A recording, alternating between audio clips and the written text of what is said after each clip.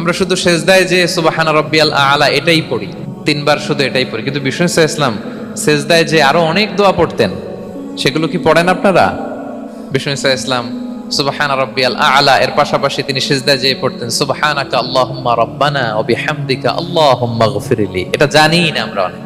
এছাড়াও বিষ্ণুই পড়তেন সুবহুন কুদ্দুসুন রব্বুল মালাইকাতি ওয়ার রূহ, সকল ফেরেশতাদের অধিপতি রব, সবচেয়ে বড় ফেরেশতা যার 600 পাখা, জিবরাইলের রব, সেই রবের প্রশংসা আমি করছি। তিনি সুবুহ, তিনি কুদ্দুস, তিনি মহাপবিত্র, the most pure, the most